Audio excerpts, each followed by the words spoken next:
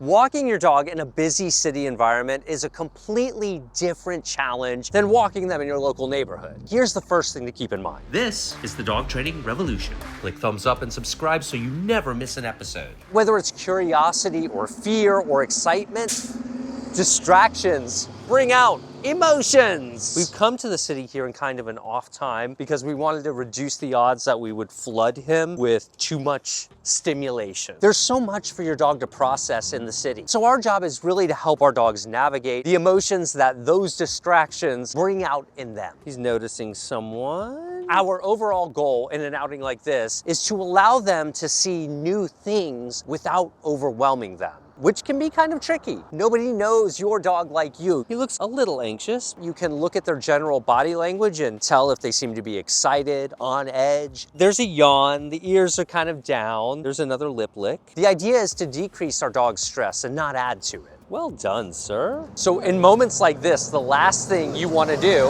when a truck drives by, for example, is give your dog a firm correction, especially when they're already anxious. Instead, just stay calm, show them there's nothing to worry about. Yes, I mean, really nice. Then he's taking the treat, so I feel like we're in workable territory. If you notice that they're not taking treats when you ask them to sit, that's often one of the first indicators you'll get that your dog might not be feeling completely comfortable. Let me see something. He's gotten really good at, ready? Catch it. Interesting, he didn't go for it too vigorously. Do you want this? Catch it. Good man. He lit up a little bit. Good. And now look, you can see he's a little more bright-eyed, ears are coming up. Yes.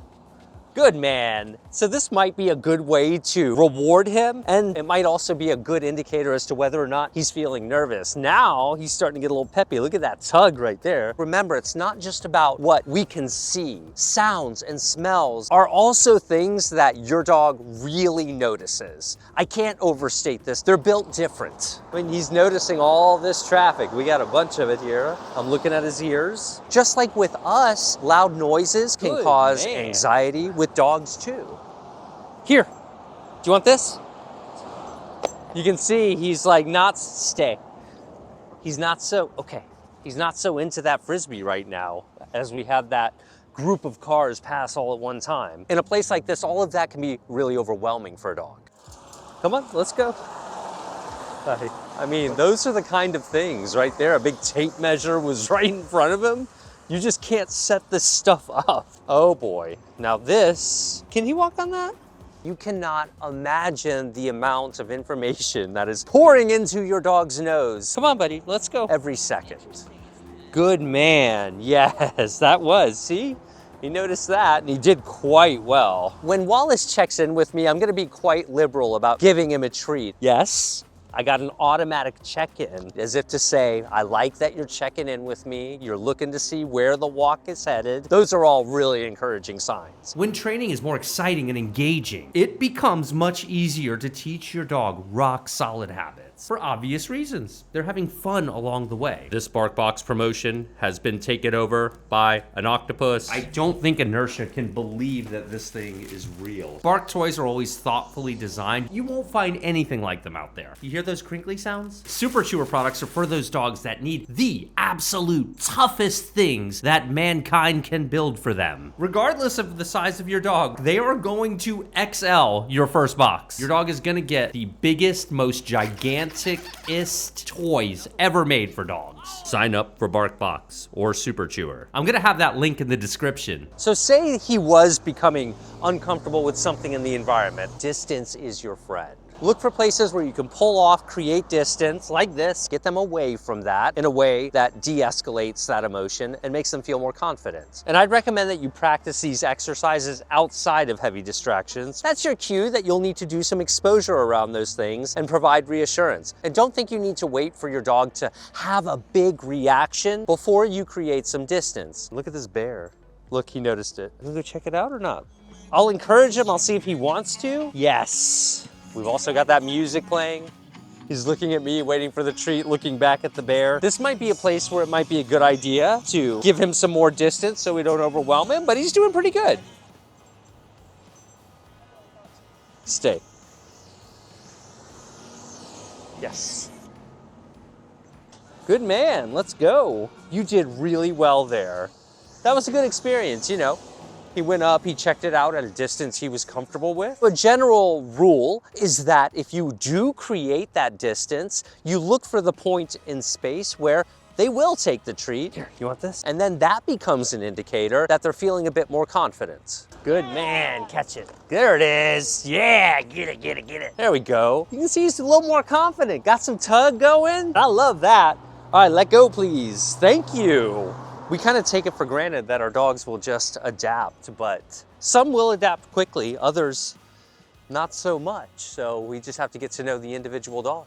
Periodically, I'll ask for attention around distractions. Here. Yes.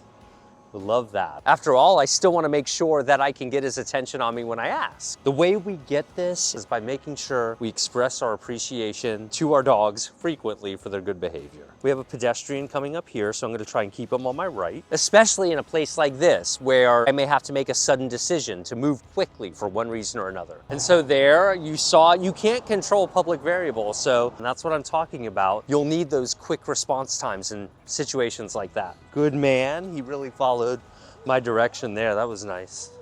Hey, how's it going? If your dog is having a tough time, asking your dog to sit as distractions pass by can really help too. For some dogs, that might be easier than having to walk past a distraction or be in motion at close range to a distraction. Yes, good man. That was an awkward way to ask him to sit. Look how narrow this sidewalk is. I don't want to wait till I have to teach a heel in this environment, so I might practice reminding him. There we go. Yes, there was a nice check-in. Real life, leave it. Let's see if it works.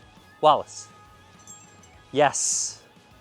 So I called his name to get his attention there. Has the effect of a leave it. Well done, sir. Here, easy, easy, yes. Working on speed. I'm just using the word easy as I catch him really dialed into me and adjusting his speed to me. Good man. Yes. You're a rock star. We had that really loud motorcycle and he just did wonderful. Yes. And he's starting to really learn to default to that right side. I really like that. Yes! Catch it. And his emotional state is exactly what we're going for here. Curious, checking his environment out, responsive when we ask him to listen to us. If your dog is doing well in a neighborhood setting with moderate distractions, consider upgrading the distraction level of the environment to ensure that your dog gets experience listening to you in a variety of places. Thumbs up for Wallace, subscribe, follow us on Instagram, TikTok, and Facebook. Check out my books. Sign up for BarkBox or Super Chewer. And say hi to your dogs for me. And I'll see you in the next video.